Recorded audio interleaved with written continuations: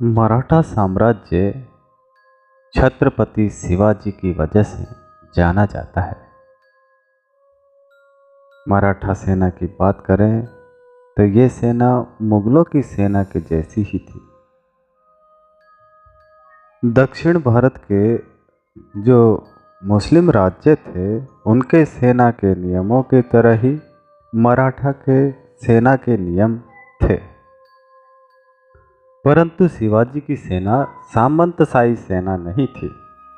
उनकी सेना को शिवाजी सीधे वेतन देना ही पसंद करते थे। पूना और जुन्नर के अंबे गांव में पेशवाओं के तोपखाने के कारखाने बने हुए थे। इतिहासकार स्मिथ ने शिवाजी के राज्य को डाकू राज्य कहा। वहीं पर टॉन ने मराठा संविधान को सैनिक गणतंत्र कहा है। मराठा साम्राज्य में यदि कोई विधवा दोबारा शादी करती है तो उसे पत्ते दाम नामक एक कर देना पड़ता था। चौथ कर 25% था तो सरदेशमुखी कर 10% था। चौथ कर का बंटवारा 1/4 भाग राजा के लिए होता था, 6% पंत सचिव के लिए, 3% राजा की इच्छा पर निर्भर था, 66% मराठों को घुड़सवार रखने के लिए दिया जाता था। जमींदारों से कर्जा पट्टी या जस्ती पट्टी नामक कर लिए जाते थे। चौथ कर की वसूली काम विस्तार करते थे, वहीं सरदेशमुखी कर की वसूली गुमास्ता किया करते थे। राजस्थान में मराठे चौथ और सरदेशमुखी कर नहीं लेते थे। यहाँ के राजाओं से खानदानी और मामलत यानी खराज कर लिया करते थे। प्रत्यक्ष नियंत्रण की बात करें तो केवल राजस्थान का अजमेर ही मराठों के अधीन था। जिन काश्तकारों की अपनी स्वयं की भूमि व अपने ही साधन होते थे उनको उस समय मिरासदार कहा जाता था। जिन काश्तकारों को कभी भी बेदखल कर सकते हैं उनको उपरिस बटाईदार कहते थे। मराठों ने एक उपकर भी लगा रखा था जिसे मिरास पट्टी या सिंहासन पट्टी कहते हैं। मराठों की न्याय की बात करें तो न्यायिक अधिकारी गांव में पाटिल होता था तो जिले में मामलतदार होता था, जबकि प्रांत या सूबे में सर सूबेदार न्यायिक अधिकारी होता था। इन सब न्यायिक अधिकारियों के ऊपर सतारा का राजा होता था। पंचायतों का काम दीवानी मुकदमों का फैसला करना था। गांव की जो पुलिस होती थी वो पाटिल के अधीन काम करती थी और जिले की पुलिस मामलतदार के अधीन कार्य किया करती थी। गांव का मुखिया पाटिल या पटेल होता था। इसके न्यायिक और प्रशासनिक दोनों तरह के कार्य थे इसके पास। पाटिल का पद आनुवंशिक रहा करता था। पटेल के नियंत्रण में एक ग्राम लिपिक होता था जिसको कुलकर्णी कहते हैं। कुलकर्णी का कार्य भूमि का लेखा जोखा रखना था। इसके नीचे चांगुले हुआ करता था। गांव में एक पोतदार भी हुआ करता था जो सिक्कों की शुद्धता की जांच का कार्य करता था। गांव में 12 कारीगर जिनको वलूतो कहा जाता था ये औद्योगिक तरह के कार्य किया करते थे। अगर मराठों के नागरिक प्रशासन की बात करें तो ये बिल्कुल मौर्य प्रशासन की तरह ही लगता है। नगर का मुख्य शासक कोतवाल था। कोतवाल नगर का दंडाधिकारी था तो पुलिस का मुखिया भी कोतवाल ही था। मामलतदार पर नियंत्रण रखने के लिए देशमुख या देशपांडे जैसे जिलाधिकारी कार्य करते थे। इनका कार्य प्रशासन में भ्रष्टाचार को रोकना भी था। केंद्र को विशेष तरह की घटनाओं की जानकारी देने के लिए एक कारकुन नामक पद भी था। महल के मुख्य कार्यकर्ता की बात करें तो वो एक हवलदार का पद था। पत्राचार लिपिक को चिटनिस कहा जाता था। छत्रपति शिवाजी ने एक मंत्री परिषद का निर्माण किया था जिसे अष्टप्रधान कहते हैं। इसमें 8 मंत्री थे। इनका कार्य सलाह मशवरा देना था। इसमें सबसे बड़ा पद पेशवा का था। मुख्य प्रधान ये राजा का प्रधानमंत्री था। दूसरा पद अमात्य का था जिसे मजूमदार कहते थे, ये राजस्व मंत्री था। तीसरा मंत्री था जिसको वाकिया नवीस कहते थे, ये गृह मंत्री था। चौथा विदेश मंत्री जिसको दबीर कहते थे, वो सुमंत था। पांचवा सुरुनवीस जो सचिव था, ये मराठों का गृह मंत्री का कार्य करता था, राजा के पत्र व्यवहार की देखरेख करता था। छठा दानाध्यक्ष था जो पंडित राव था, ये सदर मोहतसीब अथवा धर्म अधिकारी के रूप में कार्य करता था। सातवां सरे नौबत था, यह सेनापति का था, ये सैनिकों की भर्ती, सेना के प्रबंधन और अनुशासन की व्यवस्था बनाए रखने का कार्य करता था। और आठवां न्यायाधीश होता था। न्यायाधीश और पंडित राव के अलावा बाकी को सबको आक्रमण के समय सेना में शामिल होना पड़ता ही था। भारत के इतिहास का एक महान शासक छत्रपति शिवाजी महाराज। शिवाजी की माँ का नाम जीजाबाई था। ये देवगिरी के यादव वंश के जाधव राव की पुत्री थी। दादाजी कोणदेव और समर्थ गुरु रामदास का शिवाजी के जीवन पर अत्यधिक प्रभाव था। शिवाजी के दक्षिण में प्रभाव को कम करने के लिए औरंगजेब ने 1660 ईस्वी में शाइस्ता खां को दक्षिण का सूबेदार बना दिया था। 15 अप्रैल 1663 को पूना में शाइस्ता खां पर रात में शिवाजी ने हमला कर दिया। इसमें शाइस्ता खां पराजित हो गया। एक और बीजापुर का सेनापति था अफजल खान, जिसकी शिवाजी ने हत्या कर दी थी। पुरंदर की संधि 1665 ईस्वी की शिवाजी और राजा जयसिंह के बीच में हुई थी। तो ये औरंगजेब ने 1665 में दक्कन में भेजा था जयसिंह को और दिलेर खां। इस संधि के तहत शिवाजी को मुगलों की अधीनता माननी ही पड़ी।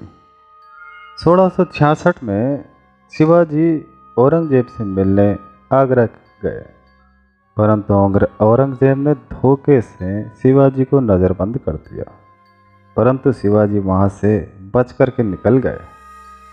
शिवाजी ने अपना राज्याभिषेक रायगढ़ के किले में किया था।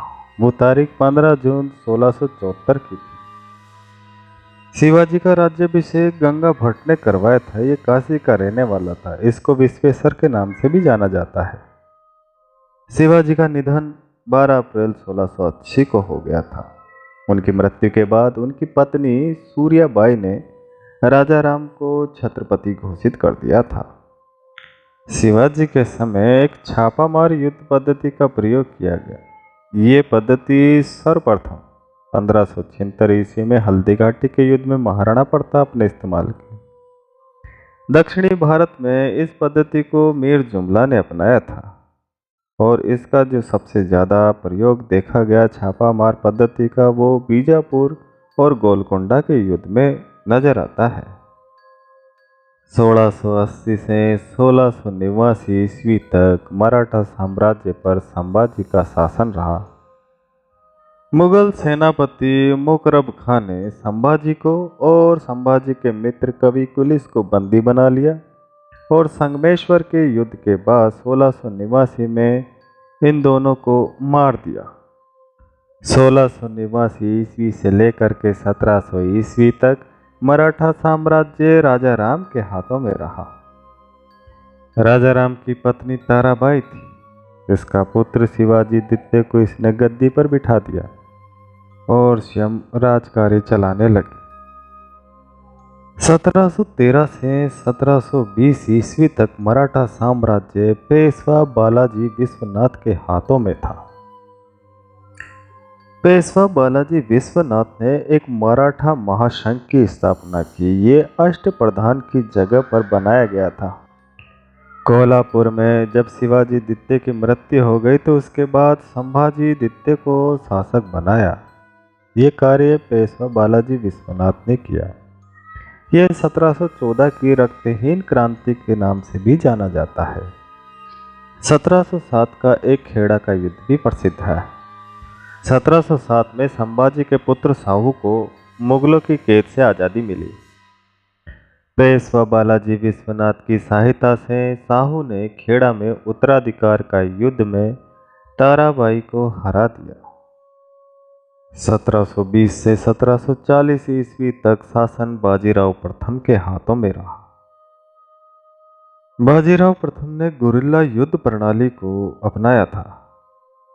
1725 में पालखेड़ा का एक युद्ध हुआ जो निजाम और मराठों के बीच में हुआ था। इसमें मराठे जीत गए थे।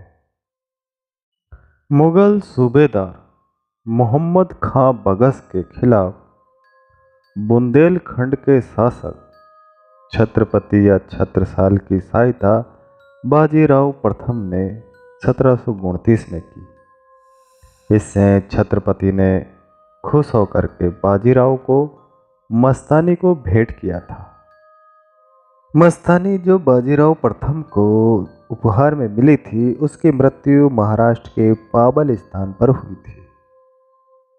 साहू और संभाजी द्वितीय के बीच में 1731 में वारणा की संधि हुई। इससे मराठा गृह युद्ध का अंत हुआ।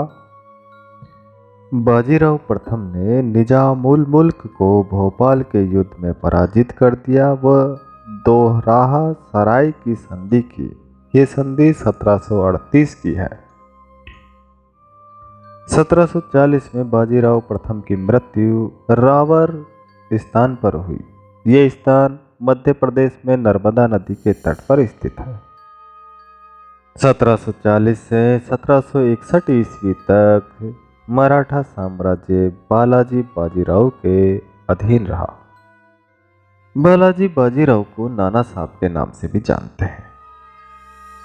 इनको छत्रपति को कैद करने वाला पेशवा भी कहा जाता है। बालाजी बाजीराव के समय मराठों की दो राजधानियां हुआ करती थी, एक पूना, दूसरी सतारा थी। पेशवा ही मराठा राज्य की सबसे बड़ी शक्ति होगी। इसकी घोषणा 1749 में पूना समझौते के तहत हुई। पूना समझौते को कार्य रूप में देने के लिए एक समझौता हुआ, संगोला समझौता। यह 1750 का था। 1752 में जोजूरी समझौता के तहत ताराबाई ने पेशवाओं को अपने सारे अधिकार सौंप दिए थे। 14 जनवरी 1761 को पानीपत का तीसरा युद्ध हुआ। इस युद्ध में मराठों का सेनापति सदाशिवराव भाऊ था। इस युद्ध में अफगान शासक अहमद शाह अब्दाली ने मराठों को हरा दिया। मल्हार राव होलकर युद्ध भूमि से भाग गया। मराठा सेनापति सदाशिवराव भाऊ युद्ध में मारा गया और नाम मात्र का मराठा सेनापति विश्वासराव भी युद्ध में मारा गया। भरतपुर के शासक सूरजमल ने पराजित मराठा सेना को आश्रय दिया था। इस युद्ध में मराठों की पैदल सेना और तोपखाने की टुकड़ी इब्राहिम गारदी के हाथ में थी। इब्राहिम गारदी जो मुसलमान सेना नायक था, मराठों की ओर से पानीपत के तीसरे युद्ध में लड़ता हुआ मारा गया था। इस युद्ध की हार को बालाजी बाजीराव बर्दाश्त नहीं कर सके और कुछ दिनों बाद उनकी मृत्यु हो गई। पानीपत के तीसरे युद्ध की आंखों देखा हाल का वर्णन जो लिखा वो काशीराज पंडित ने लिखा है। 1761 से 1772 ईस्वी तक मराठा साम्राज्य माधवराव के हाथों में था। 1763 में एक युद्ध हुआ जिसे राक्षस भुवन का युद्ध कहते हैं। इसमें माधवराव ने निजाम को पराजित कर दिया था। 1772 में एक बड़भइयों की परिषद का उल्लेख आता है। ये 12 भाइयों की परिषद थी। इस परिषद या इस संस्था का गठन सखाराम बापू ने किया था। ये परिषद इसलिए गठित की गई ताकि वो रघुनाथ राव राव का विरोध कर सके। 1778 में इस संस्था को समाप्त कर दिया गया। मराठा इतिहास में एक गलत चरित्र वाला व्यक्ति था, वो ये रघुनाथ राव राघोबाई था। 1795 ईस्वी में खुर्दा के युद्ध तक पेशवा और निजाम में मैत्री चलती रही। इसके बाद में माधव राव नारायण राव शासक था। इसको माधव राव द्वितीय या सवाई माधव राव भी कहते थे। ये नारायण राव का पुत्र था, परंतु 1795 ईस्वी में नाना फडणवीस के नियंत्रण से दुखी होकर के इसने आत्महत्या कर ली थी। इसके बाद 1796 ईस्वी से लेकर के 1818 ईस्वी तक मराठा साम्राज्य बाजीराव द्वितीय के हाथों में रहा। यह अंतिम पेशवा था। इसने अंग्रेजों के पेंशन भोगी के रूप में अपने जीवन के 30 वर्ष कानपुर के निकट बिठूर में बिताए थे। प्रथम अंग्रेज मराठा युद्ध 1775 से 1782 ईस्वी तक चला। प्रथम अंग्रेज मराठा युद्ध के अंतर्गत रघुनाथ राव व बंबई के अंग्रेज गवर्नर के मध्य सूरत की संधि 6 मार्च 1775 के हुई। सूरत की संधि के तहत गवर्नर जनरल वारेन हेस्टिंग्स ने अमान्य करार दिया। इस सूरत की संधि को वारेन हेस्टिंग्स ने माना ही नहीं, जबकि ये संधि तो रघुनाथ राव वो बंबई के अंग्रेज गवर्नर के मध्य हुई थी। 1 मार्च 1776 को पुरंदर की संधि हुई। इस संधि के तहत पूना दरबार व अंग्रेजों के मध्य हुई।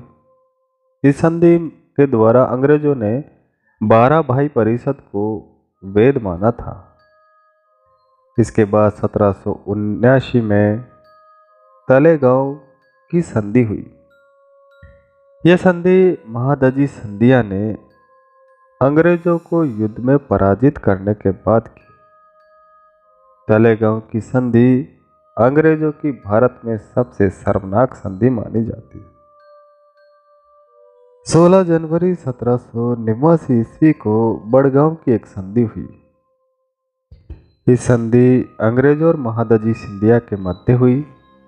इस संधि के तहत बड़गांव की संधि के तहत अंग्रेजों ने लाल सोट व बेसिन के द्वीप मराठों को सौंप दिए थे। 1782 में सालबाई की संधि हुई। सालबाई की संधि के द्वारा ही प्रथम अंग्रेज मराठा युद्ध समाप्त हुआ। इस संधि के तहत 20 वर्षों तक अंग्रेजों और मराठों के संबंध मैत्रीपूर्ण रहेंगे। सालबाई की संधि महादजी सिंधिया और अंग्रेजों के मध्य हुई थी। महादजी सिंधिया का जयपुर के एक शासक प्रताप सिंह से युद्ध होता है और इस युद्ध में प्रताप सिंह को हरा नहीं पाता महादजी सिंधिया। यह युद्ध 1787 का है, जिसे तुंगा का युद्ध भी कहते हैं। इसे लाल सोट का युद्ध के नाम से भी जाना जाता है। 1795 में एक और युद्ध होता है जिसे खुर्दा या खरड़ा का युद्ध कहते हैं।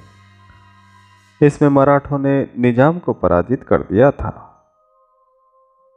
इसके बाद निजाम अंग्रेजों की सहायक बन गया और मराठे अकेले हो गए थे। दूसरा आंग्ल मराठा युद्ध 1802 ईस्वी से प्रारंभ हुआ, जो 1804 ईस्वी तक माना जाता है। 31 दिसंबर 1802 ईस्वी को बसीन की संधि हुई।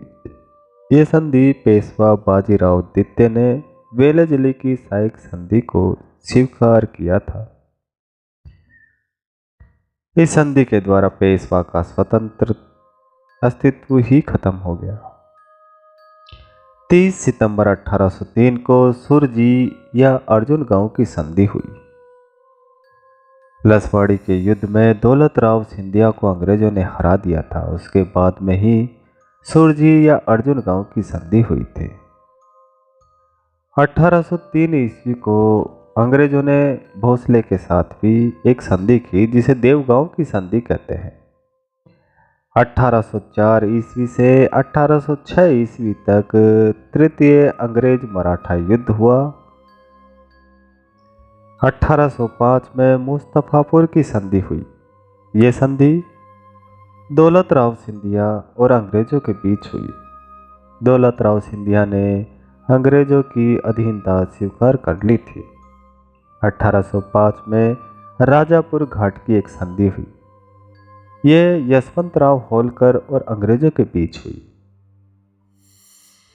अंग्रेजों के साथ सहायक संधि पर हस्ताक्षर करने वाला अंतिम मराठा सरदार यशवंतराव होलकर को माना जाता है। चौथे अंग्रेज मराठा युद्धों की बात करें तो ये 1817 से 1818 ईस्वी तक के माने जाते हैं। इस युद्ध में अंग्रेजों ने पेशवा, अप्पा साहब भोसले और मल्हार राव होलकर को हरा दिया। इस युद्ध के बाद ग्वालियर की संधि 1817 ईस्वी में हुई और पूना की संधि भी हुई। ये भी 1817 में हुई और 1818 की मंदसौर की संधि हुई। इस संधियों के बाद में मराठों की शक्ति खत्म हो गई और अंग्रेजों का प्रभुत्व पूरी तरह से स्थापित हो गया।